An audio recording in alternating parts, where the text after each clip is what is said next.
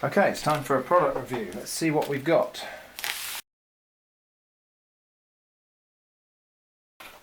So this is from Pixapro on Amazon, and it is the Vituso TX-1 camera gimbal. It's a 3-axis gimbal for smartphones and GoPro. So let's have a look and see what we've got in the box. Well, this is a rather nice case with some rigidity to it, so it protects the thing. Very nice carry case.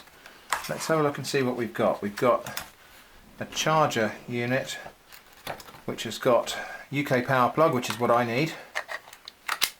So let's put that together. But also has, oh, God, they don't want to come out. These two different plugs here as alternatives. I don't need those. Right, there's, that looks like it's a clip for the smartphone. A little Allen key. That's a battery pack. That's the gimbal itself, which obviously is not switched on at the moment, so it's just free moving. That looks like it's the clip for the GoPro. There's a little knurled knob of some sort there, probably something to do with GoPro. Another little screw there, which looks like it might have fallen out of something. Another little bracket, and a weird strap. I presume this is the strap for this bag, so to carry it over a shoulder. So I guess I should read the instructions before I switch it on, because I have a feeling that you're meant to fit your camera in there before you switch on. So it looks like, yeah, it looks like that's a spare camera clip, maybe for a bigger camera or something like that, or bigger phone. I'm going to turn off the camera now for a minute while I just read these instructions and have a look and see what I'm meant to do. So here's how we're going to test this. Now remember, this is a budget gimbal, so I'm going to test this against other budget restricted methods of stabilisation. This phone has digital stabilisation but not optical, because it's not a high-end phone. So we will be testing 4 different methods of stabilisation. Well, actually one with no stabilisation. So just as a walkthrough, what we're going to do, I'm going to do a little walk round the garden, round to here like this, just panning round the plants. When I get to this point here, I'm going to break into a jog, and I'm going to try to focus on the hose reel as I run round to here, and we'll see how well that goes.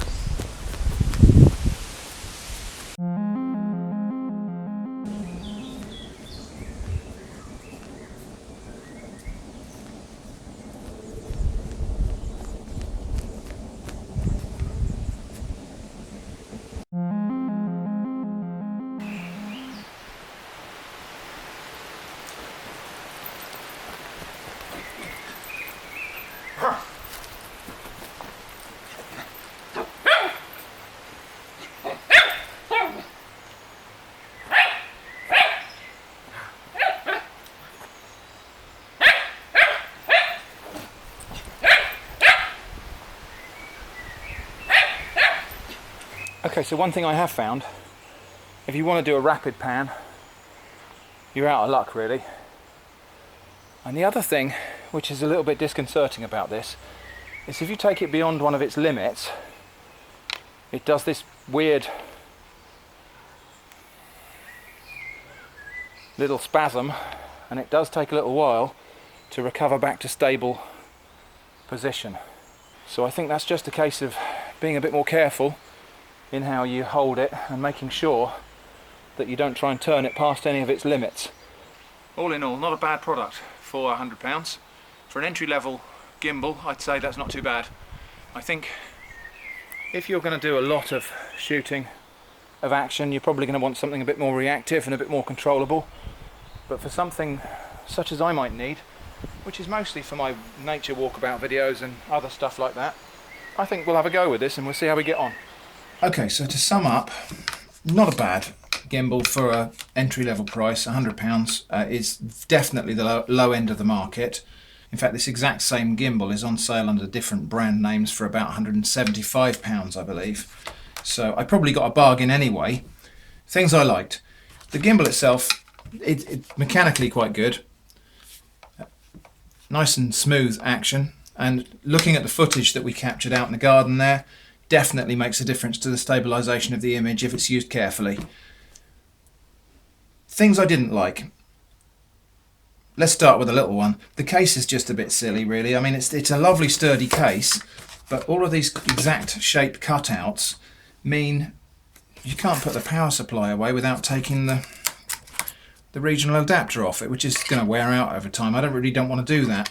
So I should probably just leave that on there and I won't pack that away in the case. But then I've got a weird void here and 2 bits I don't need. That was just a bit silly and pointless. It would be better if they perhaps just made a compartment that I could just dump things into and put something useful in there. The main thing I don't like about this, and it is a fault with this product, is you can hear the motors. When you're using the gimbal, you can hear the motor noise. I will just play back a little bit of footage now and where you can hear the motor running.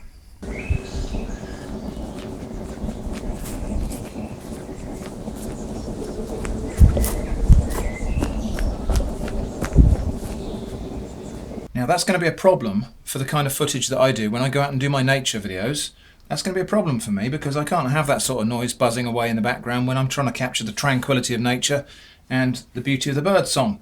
So that's going to be a problem for me. So I may have to try to overcome that with an external microphone or something, or record my audio onto a different device. But that's a problem with this device, and I suspect more expensive gimbals might have quieter motors than this. The other thing that worried me a little bit is with this thing, when you go outside of the limits, when you hit one of the limits on this gimbal, that it does this very strange and disturbing spasm motion and takes maybe 10 seconds to recover back to stability. It just seems a bit weird to me. The other thing is it's a bit strange that the degrees of freedom it's got. It's 180 degrees, nearly 360 degrees in that direction, but that's not a direction that you use it. If you're right-handed like me, you hold that in this hand and you've got up to there to hold it. So what's the point of all of this degree of freedom here? In fact, I don't think that does anything. I think even if you're left-handed, maybe you're not going to hold it like that. Also, the device itself restricts its own degrees of freedom. I think that's a bit of a design flaw there, that collides with that. That just shouldn't happen, should it? So, you know, within the limits of what we can really expect for this entry-level price, I think it's actually quite good. I'm going to have to see if I can use it at all in the context I want to use it in terms of the audio recording. So, marks out of 10, I think probably I'll give it a 6 or 7 out of 10 really in terms of overall satisfaction and quality. I'm not delighted, I'm not bitterly disappointed or surprised either actually. So I hope that's been of use to you. I think probably if you're looking to buy one of these, think very carefully about the features you want and don't do what I did, which is just buy the cheapest model on the market. Thanks for watching. I hope to see you again soon.